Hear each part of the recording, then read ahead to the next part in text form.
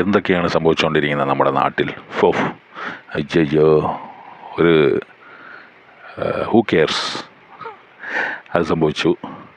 അതിനി എന്തായി തീരുമെന്ന് അറിയില്ല. അത് വലിയൊരു പ്രശ്നമാകാനുള്ള സാധ്യതയൊക്കെ കാണുന്നുണ്ട്. അതിനി പ്രശ്നമായോ, ഞാനിനി കാണാത്തതാണോ എന്നറിയില്ല. പിന്നെ നമ്മുടെ ടാരിഫ്സ് 50%. ഓ, എന്തൊക്കെയായി വിളിച്ചു പറഞ്ഞുകൊണ്ട് നടക്കുന്നത്. നമ്മുടെ കുറേ ഓൺലൈൻ ചാനൽസും മീഡിയാസും ഉണ്ടല്ലോ, അവരൊക്കെ നമ്മുടെ നാടിനെ സപ്പോർട്ട് ചെയ്യാൻ, നമ്മുടെ നാടിൻ്റെ രാജാവ് അല്ലെങ്കിൽ സേനാധിപതി, എന്ത് വേണേൽ വിളിക്കാം, പുള്ളിയാണല്ലോ എല്ലാം. പുള്ളി പറയുന്നത്, ഇപ്പോൾ ഒരുപാട് ആൾക്കാർ പറയുന്നത് ട്രംപിനാണ് ഈഗോ എന്നാണ്. ട്രംപിന് ഈഗോ ഉണ്ടായിക്കോട്ടെ, അവരുടെ എക്കോണമി അറിയാമല്ലോ, $30 ട്രില്യൺ വലുതാണ്. അപ്പോൾ അതുമായിട്ട് നമ്മൾ കമ്പീറ്റ് ചെയ്യുമ്പോൾ നമ്മുടെ എക്കോണമി എന്താണ്? നമ്മൾ പറയുന്നത് നമ്മൾ അഞ്ചാമത്തെ എക്കോണമിയാണ്. അഞ്ചാമത്തെ എക്കോണമി എന്ന് പറയുമ്പോൾ ആരുമായിട്ടാണ് നമ്മൾ കമ്പീറ്റ് ചെയ്ത് ജയിച്ചതെന്നും കൂടെ നോക്കണം. അവരുടെ പോപ്പുലേഷനും നോക്കണം, പിന്നെ നമ്മുടെ പോപ്പുലേഷനും നോക്കണം. ഇതൊക്കെ കുറച്ച് വിവരമുള്ള ആൾക്കാരൊക്കെ ഇതൊക്കെ നോക്കാറുണ്ട്. പക്ഷേ എന്നാലും ഈ അന്ധമായിട്ടുള്ള കുറേ ആൾക്കാരുണ്ടല്ലോ, അന്തം കമ്മി, അന്തൻ മറ്റേ സംഗി എന്നൊക്കെ പറയുന്ന പോലെ ചുമ്മാതെ കിടന്നിട്ട് പറയാണ്, ഓ മോഡി തിരിച്ചടിച്ചു, മോഡി ഇങ്ങനെ ചെയ്തു, മോഡി അങ്ങനെ ചെയ്തു. എന്തോ ഈ തിരിച്ചടിക്കുക എന്ന് പറഞ്ഞാൽ എന്തോ, എങ്ങോട്ടായി അടിക്കുന്നത്? എന്തെങ്കിലും അടിച്ച് ഉണ്ടാക്കാൻ പറ്റുമോ? അയാൾ ചൈനയ്ക്കെതിരെയുള്ള മറ്റേ ടാരിഫ് വരെ പുള്ളി നിർത്തിവെച്ചു. പുള്ളിയുടെ ഒരു സ്ട്രാറ്റജിയാണ് അത്. പുള്ളിക്ക് ഒരുപാട് ബിസിനസ്സും കാര്യങ്ങളൊക്കെ ഉണ്ട്, ഒരുപാട് ഈ ട്രേഡിങ് പരിപാടിയൊക്കെ ഉണ്ട് പുള്ളിക്ക്. അപ്പോൾ മാർക്കറ്റിനെ മൂവ് ചെയ്യാന്നുള്ളതാണ് അയാളുടെയും മറ്റേ പുട്ടിൻ്റെയും പിന്നെ ജിൻപിങ്ങിൻ്റെയും ഇവരുടെയൊക്കെ സ്ട്രാറ്റജി. ജിൻപിങ് എന്ന് പറയുന്നത് പുള്ളി ഭയങ്കര സൈലൻറ്റ് കില്ലറാണ്. പുള്ളി വലുതായിട്ടിങ്ങനെ പ്രത്യക്ഷപ്പെടാതെ പുള്ളി അണ്ടർഗ്രൗണ്ടിൽ നിന്ന് പുള്ളിയുടെ നാട്ടിലെ ഫൈനാൻസ് മിനിസ്റ്ററേയും ഒക്കെ വെച്ചുകൊണ്ട് പുള്ളി ഓരോ കാര്യങ്ങളൊക്കെ ചെയ്യും. പക്ഷേ നമ്മുടെ ആൾക്കാരുണ്ടല്ലോ, സംഭവമാണ്. ഓ, എന്തൊക്കെയാണ് വിളിച്ചു പറഞ്ഞുകൊണ്ടിരിക്കുന്നത്. ഇപ്പോൾ ഓരോ മലയാളി അല്ലെങ്കിൽ ഓരോ ഇന്ത്യക്കാരൻ ഈ അമേരിക്കയിലും UK-യിലൊക്കെ ഉള്ള ഓരോ ഇന്ത്യക്കാരോടൊക്കെ ചോദിച്ചാൽ അറിയാം ഇതിൻ്റെയൊക്കെ വിഷമം. ഈ വിളിച്ചു പറഞ്ഞ് ഈ മറ്റേ ഷോ കാണിച്ച് ജോഷ് ഹേ എന്നൊക്കെ പറയുന്ന ഈ സംഭവം ഉണ്ടല്ലോ, അതൊക്കെ സിനിമ ഇതിലൊക്കെ കൊള്ളാം. പിന്നെ മറ്റേ വേറെ ഒരാളുണ്ട്, മറ്റേ കണ്ണിൽ ലേസറായിട്ട് ഇങ്ങനെ ഇടയ്ക്കിടയ്ക്ക് പ്രത്യക്ഷപ്പെടുകയാണ്. ഭയങ്കര സംഭവമാണ്, ഭയങ്കരമാണെന്നാണ് പറയുന്നത്.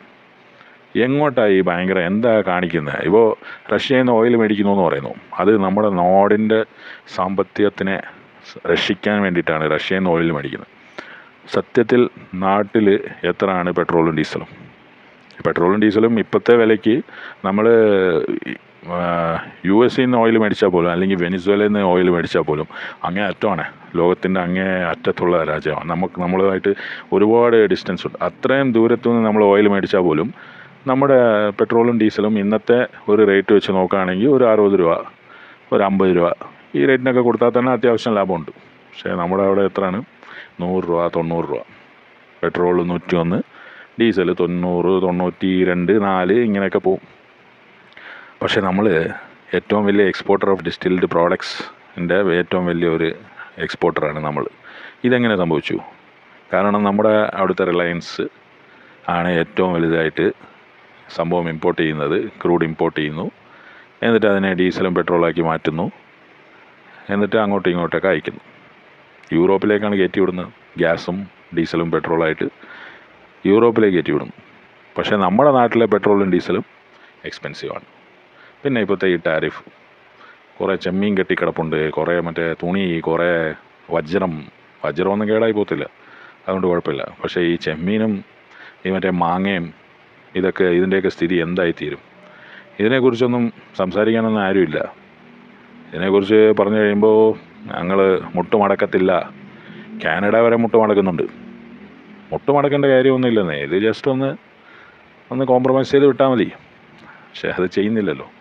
ഇതിനകത്ത് എന്തോ അജണ്ടയാണ് എന്നൊക്കെ വേറെ ചില ആൾക്കാർ പറയുന്നുണ്ട്. അതായത് വേറെ ഒരുപാട് കാര്യങ്ങളെ മൂടി മറയ്ക്കാൻ വേണ്ടിയിട്ടുള്ള ഒരു മറയാണ് ഇത്, ഈ ഒരു ന്യൂസ്, ഈ ടാരിഫിൻ്റെ കാര്യം പറഞ്ഞ്. കാരണം ഇന്ത്യ അത്ര വലിയ ഒരു എക്സ്പോർട്ടറൊന്നും അല്ല US-ലേക്ക്. US പ്രോഡക്ട്സാണ് ഒരുപാട് ഇന്ത്യയിലേക്ക് വരുന്നത്. പക്ഷേ അവർ ഈ ആപ്പിളും കാര്യങ്ങളും ഈ മറ്റേ ഐഫോണും കാര്യങ്ങളൊക്കെ അങ്ങ് ചൈനയിൽ നിന്നും അവിടെയൊക്കെ പ്രൊഡ്യൂസ് ചെയ്തിട്ട് കൊണ്ടുവരുമ്പോൾ അതിനകത്തുള്ള ടാക്സ് കുറവാണ്. ഇങ്ങനെ ഒരുപാട് കളികളുണ്ട് ഇതിനകത്ത്. ഇതൊന്നും മനസ്സിലാക്കാതെ നമ്മളിൽ കുറേ ആൾക്കാർ നമ്മൾ തറ പറ്റിച്ചു, നമ്മൾ അയാളെ മുട്ടുമടക്കിച്ചു. അയാൾ ഫോൺ വിളിച്ച് ഞാൻ എടുത്തില്ല, ഞാൻ ആരാന്നറിയാവോ? ഇയാൾ ഫോൺ വിളിച്ചിട്ട് എടുക്കാത്തത് പുള്ളി നാട്ടിലില്ല, അത് വേറെ കാര്യം. എന്തൊക്കെയാണേലും കൊള്ളാം. നമ്മുടെ നാട്ടിൽ പക്ഷേ ഒരു നല്ലൊരു സിനിമ ഇറങ്ങിയിട്ടുണ്ട്. നമ്മുടെ പ്രിയദർശൻ സാറുടെ മോളും ഒക്കെ ആയിട്ട്, നസ്ലനൊക്കെ ആയിട്ട്, ലാക്കോ എന്താ സംഭവം എന്ന് എനിക്ക് കറക്റ്റ് അതിൻ്റെ പേര് നമുക്ക് എന്താണേലും ഭയങ്കര പടമായി പോയി. അതിങ്ങനെ തകർത്ത് ആടിക്കൊണ്ടിരിക്കുകയാണ്. നമ്മുടെ ആരാണ്ട് ഒരു ചങ്ങായി പറഞ്ഞ പോലെ ആറാടുകയാണെന്നൊക്കെ പറഞ്ഞ പോലെ. പക്ഷേ ഇതാണ് മേക്കിംഗ് എന്നൊക്കെ പറഞ്ഞാൽ ഇതിൻ്റെ ഒരു സംഭവം ഭയങ്കര രസമായിട്ടുണ്ട്. അതാണെങ്കിൽ നമ്മൾ ബാക്ക് ടു പൊളിറ്റിക്സ്. നമ്മൾ പറഞ്ഞുകൊണ്ടിരുന്ന കാര്യമെന്ന് വെച്ചാൽ, നമ്മുടെ മുന്നിൽ നിൽക്കുന്നത് ഒരു ആനയാണ്. അപ്പോൾ ആനയെയും നമ്മളൊരു മനുഷ്യനെന്ന് വെച്ചാൽ നമ്മുടെ കയ്യിലുള്ളത് ഒരു സ്ക്രൂ ഡ്രൈവർ. ആനയെ തളയ്ക്കാൻ പറ്റുമോ? പക്ഷേ ഇന്നത്തെ കാലത്ത് നമ്മളെ നെഞ്ചും വിരിച്ച് നിന്നിട്ട് നമ്മൾ പറയാണ്, ഞാൻ അങ്ങനെ ചെയ്തു, ഞാനിങ്ങനെ ചെയ്തു, ഞാൻ ആരാന്നറിയാവോ, ഞാൻ ഫോൺ വിളിച്ചിട്ട് ഞാൻ എടുത്തില്ല, അയാൾ ഫോൺ വിളിച്ചു എൻ്റെ അടുത്ത്, മോനെ എന്തെങ്കിലും രക്ഷയുണ്ടോ എന്ന് ചോദിക്കാൻ വേണ്ടി ഫോൺ വിളിച്ചു, പക്ഷേ ഞാൻ എടുത്തില്ല എന്നുള്ള രീതിയിലൊക്കെ ഉള്ള സംസാരങ്ങൾ. പിന്നെ അയാൾ മരിച്ചുപോയി എന്നൊക്കെ ഇന്നലെ ന്യൂസൊക്കെ കണ്ടു ഇങ്ങനെ ട്വിറ്ററിലും നമ്മുടെ എക്സിൽ. അത് എലോൺ മസ്ക് തന്നെ ഇങ്ങനെ പ്രൊമോട്ട് ചെയ്ത് വിട്ട് കാണും. കാരണം പുള്ളിക്കിട്ട് തന്നെ പുള്ളി ആപ്പ് വെച്ചല്ലോ, നമ്മുടെ ട്രംപിൻ്റെ കാര്യം. ട്രംപ് ഒരു മോശപ്പെട്ട വ്യക്തിയായിരിക്കാം, പക്ഷേ അയാൾ ഇപ്പോൾ ഉള്ളത് ഒരുപാട് ആൾക്കാർക്ക് ദോഷം ചെയ്യാനും ഗുണം ചെയ്യാനും പറ്റുന്ന ഒരു പൊസിഷനിലാണ്. അപ്പോൾ ആ പൊസിഷൻ്റെ വില നമ്മൾ കൊടുക്കണം. നമ്മൾ ആ പൊസിഷനെ നമ്മൾ വില വെക്കില്ല എന്ന് പറയാൻ മാത്രം നമ്മൾ റഷ്യയല്ല, ചൈനയല്ല, നമ്മൾ ഇന്ത്യയാണ്, ഭാരതാണ്. എന്താണേലും ഇന്ത്യ ആണേലും ഭാരതാണേലും ഈ വക കാര്യങ്ങളിലൊക്കെ പോയി വേറെ ഈ ഹിഡൻ അജൻഡാസ് ഉണ്ടെങ്കിൽ കുഴപ്പമില്ല. അതാണ് സത്യത്തിൽ സംഭവിക്കുന്നത്, അതാണ്.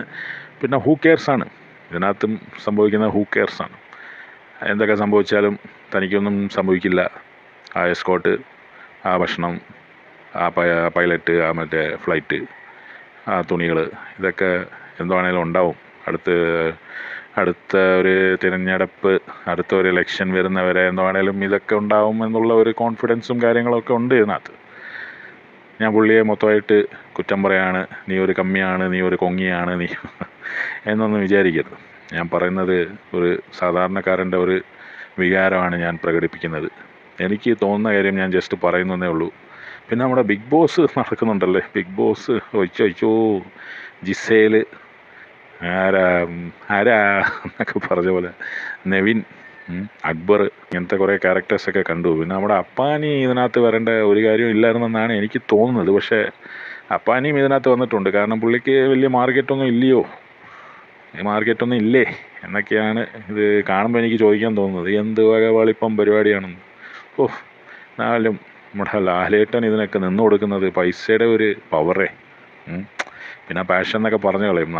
നമ്മളൊക്കെ പറഞ്ഞു കഴിഞ്ഞാൽ പൈസയാണ്, പിന്നെ ഇവരൊക്കെ പറഞ്ഞു കഴിഞ്ഞാൽ പാഷനാണ്. എടാ യൂട്യൂബിൽ നീ എന്തിനാടാ വന്ന് കുണയ്ക്കുന്നത്, നീ എന്തിനാടാ വന്ന് തൊലിക്കുന്നത് എന്നൊക്കെ പറഞ്ഞ് കുറേ ആൾക്കാർ വന്നിട്ട് ചോദിക്കാറുണ്ട്. എൻ്റെ അടുത്ത് മാത്രമല്ല, എൻ്റെ അടുത്ത് അങ്ങനെ ചോദിച്ചിട്ടില്ല. കാരണം എനിക്ക് വലിയ വ്യൂവർഷിപ്പൊന്നുമില്ല. ഇപ്പോൾ വീഡിയോ ഇട്ടിട്ട് തന്നെ ഇപ്പോൾ 2 മാസമായി. നമ്മൾ കുറേ ബിസിയായിരുന്നു.